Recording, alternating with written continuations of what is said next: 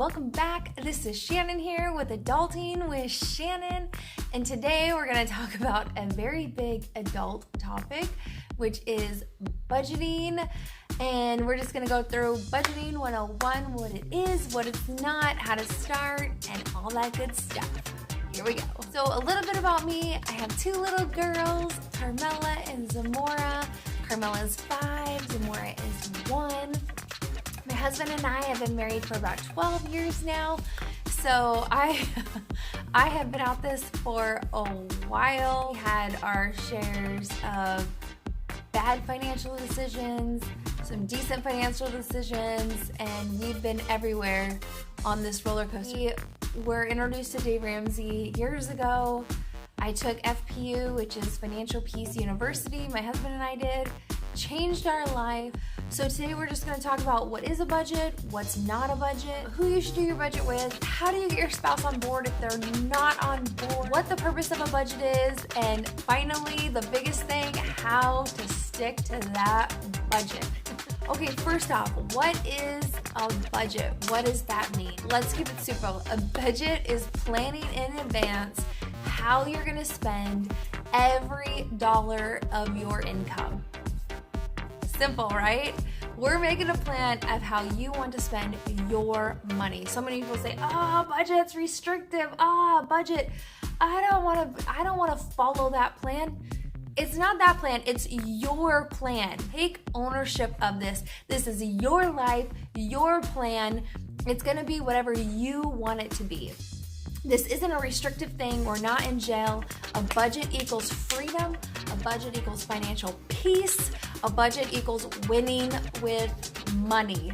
So it's so far, far from a jail sentence or restriction. It's freedom. And we're going to get into that. So what is not a budget?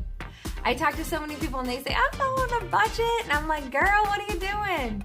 And they are spending their money and then they're tracking it. Right? But that's not a budget. Before we have our money, we're making a plan. So after you already have the money and you track it, it's not a budget anymore. That's just reconciling your checkbook, reconciling your expenses. That's all that is. So there's a very, very big difference. So everybody on the same page with me? How often should you do a budget? You should do a budget once a month. Not weekly, not bi-weekly, not annually. Definitely not annually.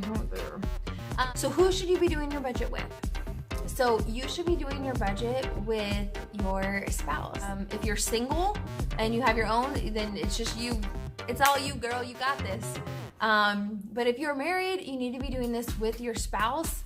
This isn't, okay, well, he's better with money or I'm better with money, so I'm doing this and it's just me. It's a team. You're both married together, so you both need to know where your money's going. You both need to know how you're spending that money. You're in this together, just like you do all of life. It needs to be together in order to be successful. If you do it, one person does it and the other person's not involved, it's never, ever, ever gonna. You have to be on the same page. So does this mean that, one person can't create it all and then both of you talk about it and go through it? No, that's totally fine. Whoever's a little bit more nerdy, whoever likes to do all that budgeting stuff and put it all in, put all the numbers in, hey, that's cool. But you need to meet together once a month, talk about it, go through each category, get on the same page. Hey, groceries, we're gonna be spending this much money a month. Are you cool with that? Gas, this is this month, our blow money for each person, is this a good amount? And you need to talk about it. That's the biggest thing. You need to talk about it and you need to be on the same page. Not just one person can be carrying that load and responsibility on their own. So then the next question would be, well, how do I get my spouse involved? They don't want any part of it. They're more of a spender. They don't care. They think a budget's restrictive. What do? I'm pulling my hair out. I'm the only one that cares. If you're in that kind of situation, the best thing to do is sit down with your spouse, schedule this time. It's best if you can get the kids to be somewhere else, either after they go to sleep, on a date night. You just need a good solid hour. and sit down and just dream together. You know, get out a paper and a pen, however you guys like to do it, and just start dreaming, and let that person, the other spouse, the one that doesn't like, whether it's you or him, whoever doesn't like to all that budgeting stuff, start dreaming. Okay, what do we want out of life? What are our goals? Where do we want to be? Who do we want to be? Where do we want to go in this life? You know, what's our purpose?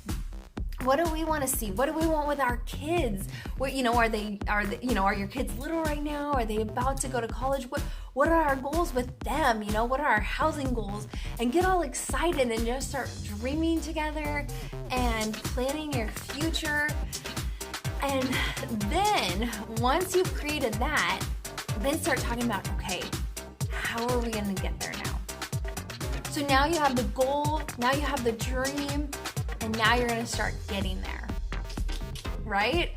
So then start talking about, you know, in order to make this work, okay, well, how much money do we have to set aside to do X, Y, and Z?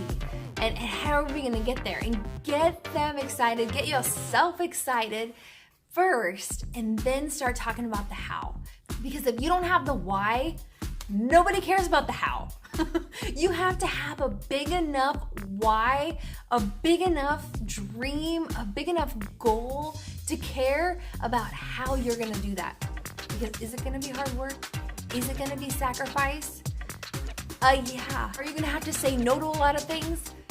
Yes. Are you gonna have to live like no one else so that later you can live like no one else? Yeah. Are you gonna have to change what you're already doing now in order to achieve what you really ultimately want to do in the future? Probably. So that why, that goal, that purpose has to be huge. It has to be there. Create a vision board, whatever's gonna get you there. Vision boards are really cool. You have your goals and your dreams, and it's all there. And if you have to, frame it, post it, put it up somewhere so that you see it all the time. Put it on your refrigerator. And that way, you know, when that other spouse who's not into budgeting, like me, let's get real here, I hate budgeting. I'm more of a spender. My husband, he keeps us on track. That way, when you see those goals and when you have that purpose, when you have that why, you're more inclined to be like, okay, I can cook tonight. We don't have to go out. Because we have a bigger purpose. We have a bigger purpose than spending $40 right now on eating out. We're saving that. We have goals. So get excited. That's the huge benefit of being married, is that you're in it together and you're a team and you guys can achieve things and dream big and do it together. So it's super, super exciting. So what's a good tool to budget? I personally use Dave Ramsey's Every Dollar app. I'm definitely not sponsored by him. But it's a free app. It's amazing. I went through a ton of budgeting apps. Tons. We went through them all before he had this app. We were doing it on paper, we were doing it on Excel, and then there's just tons of apps out there. So we were trying different ones. Honestly, he has the best app out there. I'll link it below so that it'll make it easier for you to find. You create your budget, and then as you're going through the month, you can track all your expenses. So how I do it, let's say, so groceries. So I have my budget for the month, and then as I go grocery shopping, I just put in there, okay, you know, fries, $40, or, you know, or whatever. And then that helps me to track it through the month so I can see, you know, how much do I have left? Where am I at? And that you have a good guide. So what's the purpose of budgeting? Well, I kind of just hit on that. But the purpose of budgeting is to achieve your goals. That's the whole purpose. The purpose of budgeting is financial freedom. Purpose of budgeting, and it's not one of those things where, okay, I'm gonna do a budget for 5 years and then we're gonna arrive and we're gonna be good. The more money you have, the more important it is to do a budget. This is never a thing where you've arrived or you're too big for your britches where you don't need a budget. It's never gonna be like that. It doesn't matter how little or how much money you have. A budget always needs to be in place. Always. Example, statistics with lottery winners, they have all this money. People who win the lottery, they lose that money so quickly. And that right there, they have a ton of money. They should be good, right? Wrong. If you don't have a budget, it's never a money problem. It's a mindset problem. So a budget is what gets your mind on the right. Okay, biggest question of the hour. Well then, how do I stick to a budget? Hey girl, I feel you. Gosh, I am good at creating budgets. We've created budgets for years. Sticking to a budget is a whole nother monster. I get it. I'm not gonna sit back here and lie and say I'm amazing and I stick to my budget every month and you just need to get your butt in gear. Oh heck no. I have good months, I have bad months. Remember I told you I'm the spender? So yeah, it is hard. It's very hard. Number one, you need to learn to say no.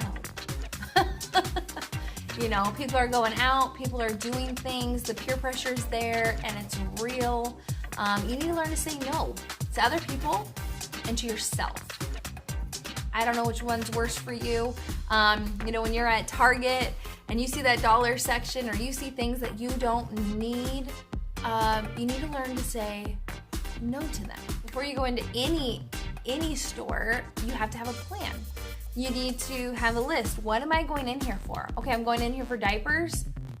Okay, well, I'm coming out with diapers. Huge tip that's helped me a lot is do not go grocery shopping more than once a week.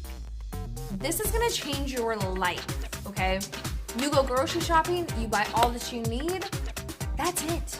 You go back into that grocery store for cream cheese, oh girl, you're coming out with way more than cream cheese. We know it, let's be real. So if you get to the middle of your week, toward the end of your week, and you're like, oh shoot, I really need this, I need that. Do without it. Figure it out. Substitute, do not go back in that grocery store. You had a plan, you were gonna spend, let's say $100 that week on groceries. That's it, you're not going back in that grocery store. It's a dollar amount and it's one time per week. That is seriously gonna save you so much money. I was in, such a bad habit of going to the grocery store 2, 3, 4, 5 times a week. I need to get this, I need to get that. And your $100 grocery bill for the week will turn into 3, 4, 5, 6, whatever, $100 because you're going back in there. Treat this like a diet, at first, or, a huge temptation. So whatever is your temptation, cut it out of your life. Don't even let it tempt you. Whatever's gonna be your downfall, take it out. So, maybe you're a huge online shopper. Start deleting those apps. Delete Amazon. I love Amazon, but there was a time in my life I took that app off my phone because it was costing me so much money. Whatever it is, if you go out and hey, I gotta drop my daughter off, but I wanna get a coffee, leave your card at home. Leave your wallet at home. Just bring your license to get it. Plan ahead of time, be intentional. Leave that debit card at home, leave that cash at home, delete those apps. This isn't gonna be forever, but just like a diet, just like anything in your life that you're trying to kick, I don't know, I guess it'd be like you're trying to lose some weight. Don't have the ho-hos and the bonbons and all the crap in your house because you're gonna eat it. So if you're really struggling with online shopping or, anytime you go out for an errand, you're gonna stop here or get a coffee here. Oh, it's only $5. $5 adds up. Leave that at home. Plan in advance. There are so many times, if you don't have money, well, you're not gonna be buying anything. So leave it at home. Think, plan ahead of time. Use only cash. Whatever is gonna get you to your goal, do that. And that's where we're at. So, let's say we have an eating out budget and it's $50 for the month, whatever, hypothetically. then take out $50 from the bank, put it in an envelope, and label that eating out.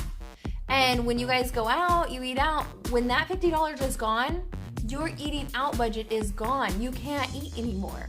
So if that's gonna help you, like, hey, you have a blow money. Blow is like, free money, spend however, and it's, I don't know, $75 a month, let's say. Put that in there, and that way when you go out and you want to get your coffees or, your little things, once that money is gone, once that cash is gone, no more, you're done. So whatever it's gonna take, that's all I'm saying. Huge thing, learn to be content. Learn to be content with what you have, wanting and needing more. This was a huge reason why I became more minimalistic. I'll link that video below. I talked about minimalism in kids. For me, a huge thing with becoming minimalistic was saving money. You're not buying, you're not shopping as much. So with learning to be content, if you have, let's say, I know for a lot of people, Instagram is a huge, Instagram, Facebook, any kind of social media, huge issue for them. If you're strolling on all these accounts and they're so beautiful and they have, amazing designer furniture and their kids' clothes, they always have a new outfit, and you're thinking, gosh, I want my kid to look like that, or I want my couch to look like that. Delete those accounts. Don't have that in your life. If you get magazine subscriptions and you're looking through these, HTV, like, oh, these designer, homes, but I could do that to my home, and I could do that. Throw them away. Learn to be content. Learn to be okay with what you have. That is gonna save you so much money. It's gonna save your mind, your anxiety. We don't need to keep up with the Joneses. Oh my goodness, you know what? I said that phrase to somebody the other day, and yes, this person was in their 20s. They had no idea what I was talking about. Okay, link below. Do you guys know what I'm talking about? Keep up with the Joneses? Like, I thought everybody knew that. I started explaining, and they're like, you mean like keeping up with the Kardashians? What? When did the Kardashians replace the Joneses? The Joneses, the Kardashians, instead back in the day to drive by, go to different people's homes to be like, oh, I want what they have. Now the Joneses, the Kardashians, are living in your back pocket. They're on your phone, and we're seeing them all day, every day. This is the huge part with saving money is, we don't want to impress people that we don't like, we don't care about. Why do we care? Why are we trying to impress them? Don't spend your hard-earned money trying to impress people. If you're married, you have kids, take care of your kids, take care of your house, take care of your family. That's what's important. Build a happy home, not one filled with discontentment and always wanting more.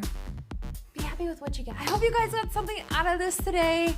This was Budgeting 101. How do you guys feel about, social media? Does it bother you? Is it a source of contention? Have you noticed that with magazines or different things in your life? I'd love to hear from you guys. Please, if you're not already, subscribe to my channel. It's the big red button. And then hit that little bell. That little bell will give you notifications. Every time I upload, it will give you a notification. Yay! That way you don't miss one of my videos. Like this video if it resonated with you, if you could get anything out of it.